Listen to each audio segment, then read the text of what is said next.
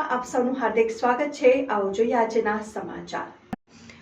Uniform testing મુદ્દે વિરોધ પ્રદર્શન। શિક્ષણ સમિતિના વિપક્ષી નેતા અને આપ ગુજરાતના પ્રદેશ મહામંત્રી શ્રી રાકેશ શિરપરાની આગેવાનીમાં આપના નગરસેવકો અને પદાધિકારીઓનું વિરોધ પ્રદર્શન।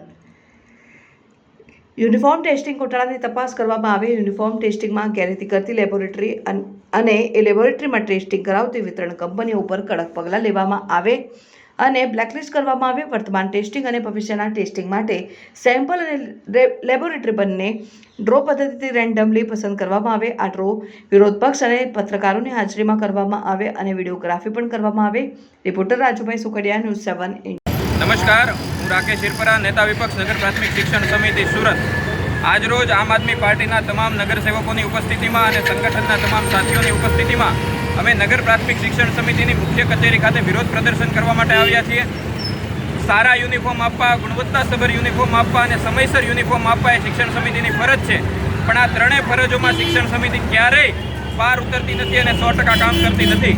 યુનિફોર્મ ટેસ્ટિંગમાં ઘોટાળાઓ થાય છે અને લઈને આમ આદમી પાર્ટીએ વિરોધ પક્ષે ભૂતકાળમાં પણ ઘણી વખત વિરોધ પ્રદર્શનો કર્યા છે, રજૂઆતો કરી છે, પણ આમાં કોઈ પણ પ્રકારના સુધારાઓ જોવા મળી રહ્યા નથી।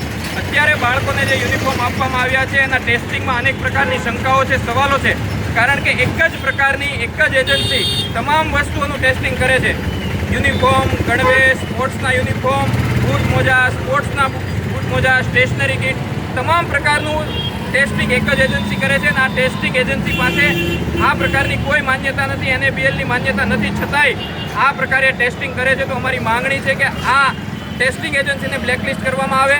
આ ટેસ્ટિંગ એજન્સી પાસેથી જેણે સેમ્પલ પાસ કરાવી અને ટેન્ડરમાં કોન્ટ્રાક્ટ મેળવ્યા છે એ એજન્સીઓ ઉપર પણ પગલાં લેવામાં આવે।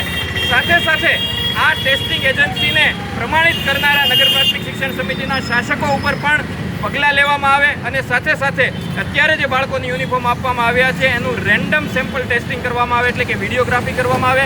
વિડીયોગ્રાફીમાં ચિઠ્ઠી દ્વારા પસંદગી કરવામાં આવે કે XYZ શાળામાંથી XYZ બાળકનો યુનિફોર્મ ઉઠાવવામાં આવે।